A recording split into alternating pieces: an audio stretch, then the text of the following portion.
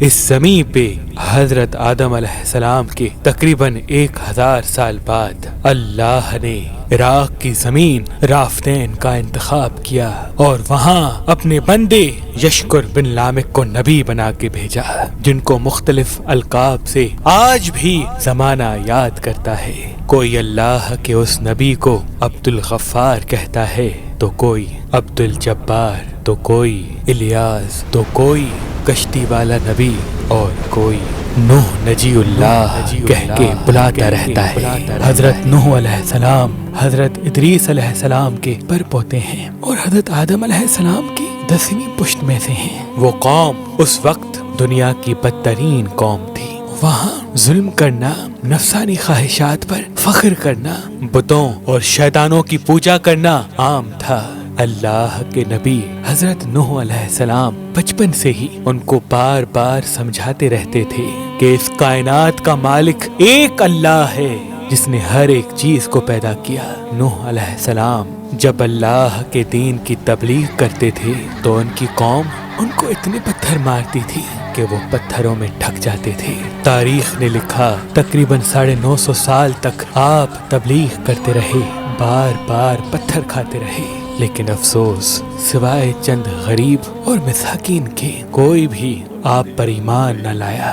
آپ اپنی امت کے لیے اتنا روئے، اتنا گریہ کیا کہ آپ کا نام ہی نوح پڑ گیا۔ بس اتنے میں اللہ اپنے نبی پر وحی کرتا ہے کہ اے نوح، اب یہ تیری قوم ہدایت نہیں پائے گی۔ نوح علیہ السلام رو کے اللہ کی دربار میں فریاد کرتے ہیں کہ اے اللہ، یہ انسان ظلم کرنے کو مذاق سمجھتے ہیں، ایک دوسرے کے خیال کرنے کو، مدد کرنے کو بزدلی سمجھتے ہیں، تیری عبادت سے منہ موڑتے ہیں۔ اے اللہ، اس میری قوم کو نیست و نابود فرما۔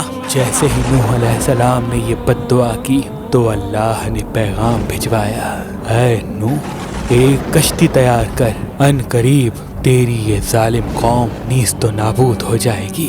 بس اللہ وحی کے ذریعے اپنے نبی کو بتاتے گئے اور اللہ کے نبی نوح علیہ السلام وہ کشتی بناتے گئے۔ جیسے کہ نوح علیہ السلام ایک پہاڑ پہ رہتے تھے تو نہ وہاں سمندر تھا، نہ دریا، نہ درخت تھے۔ بالآخر اللہ کے نبی نوح نے درخت اگائے اور اس کی لکڑی سے کشتی کو بنانا شروع کیا۔ آپ لکڑی سے بڑے بڑے تختے بناتے، پھر لوہا لاتے، اس سے کیل بناتے، تختوں کو جوڑ کر اس میں کیل ٹھوکتے گئے۔ تاریخ نے لکھا تقریباً 100 سال تک آپ وہ کشتی بناتے رہے اور آپ کی قوم روز آپ کے پاس آتی اور آپ کی توہین کرتی، آپ کو پاگل کہتی کہ نہ تو یہاں دریا ہے نہ سمندر، پھر بھی یہ پاگل کشتی بنا رہا ہے۔ اللہ کے نبی نوح علیہ السلام آسمان کو دیکھ کے صبر کرتے اور اللہ کے حکم کو تسلیم کرتے۔ اس کشتی کا طول 300 گز، اونچائی 30 گز اور عرض 50 گز تھا۔ ایک روایت کے مطابق اس کا طول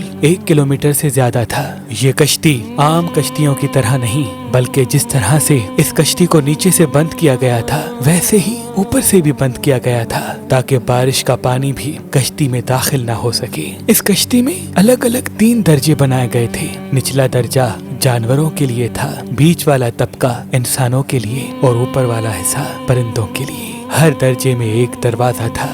بس جب کشتی تیار ہو گئی تو اللہ نے فرمایا، اے نوح، اس زمین پہ مختلف جانوروں اور پرندوں کے جوڑوں کو اس کشتی میں سوار کرو تاکہ ان مخلوقات کی نسل باقی رہ سکے۔ حضرت نوح علیہ السلام نے مختلف پرندوں، جانوروں، خواہ ہر وہ چیز جس میں زندگی کے آثار ہیں، کشتی میں سوار کرنا شروع کر دیا۔ پھر آپ انسانوں کو حجت تمام کرنے کے لیے کہنے لگے، آؤ، یہ کشتی نجات کی کشتی ہے، جو بھی اس کشتی میں آئے گا وہ اللہ کی امان میں ہوگا۔ وہ پوری قوم ہنستی رہی۔ تاریخ نے لکھا آپ کے ساتھ تھوڑے سے ہی لوگ تھے جن کی تعداد بعض کتابوں میں 80 بتائی گئی ہے، جن میں آپ کے 3 فرزند حام، سام، یافز اور ان کی بیویاں بھی موجود تھیں۔ اللہ نے اپنے نبی نوح سے کہا کہ ان قریب تندور سے پانی ابلے گا اور پوری قوم کو ڈبا دے گا۔ اس بات کو سن کے قوم نوح ہنس ہی رہی تھی کہ اتنی دیر میں تندور سے پانی ابلنے لگا۔ لوگ اس پانی کو دیکھنے کے لیے دور دور سے آتے، ہنستے، لیکن کچھ ہی دیر میں ان کی ہنسی خاموش ہونے لگی کیونکہ وہ پانی پانی اتنا بڑھتا گیا کہ ان کے تمام گھر ڈوب گئے اور اوپر سے بارش بھی برس رہی تھی۔ وہ کافر یہ سمجھ رہے تھے کہ یہ طوفان کچھ دیر کا ہے، تو یوں وہ اونچے اونچے پہاڑ کی طرف جانے لگے۔ ان کافروں میں اللہ کے نبی نوح علیہ السلام کے بیٹے کنعان بھی شامل تھے۔ جیسے ہی نوح علیہ السلام نے اپنے بیٹے کو دیکھا کہ وہ کافروں کے ساتھ پہاڑ پہ چڑھ رہے ہیں، آپ نے دور سے آواز دی، اے کنعان، اس نجات کی کشتی میں آ جا۔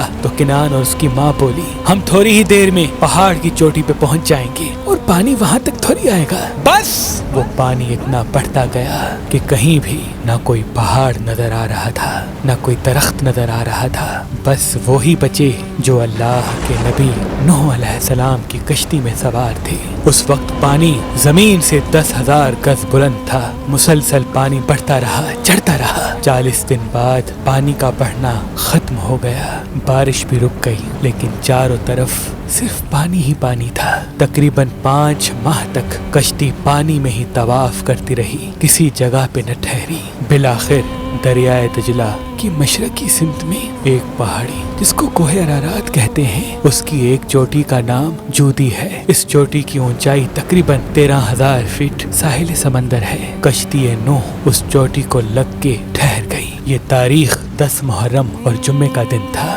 بس اللہ کے نبی نوح علیہ السلام نے کبوتر کو بھیجا کہ دیکھ زمین پر پانی خشک ہو رہا ہے یا نہیں۔ کبوتر گیا اور زیتون کی ٹہنی اٹھا لایا۔ اللہ کے نبی نوح علیہ السلام نے اللہ کا شکر کیا اور یوں رفتہ رفتہ پانی کم ہوتا گیا۔ آپ اور آپ کی جماعت تقریباً 5 ماہ تک جودی پہاڑ پر ٹھہرے۔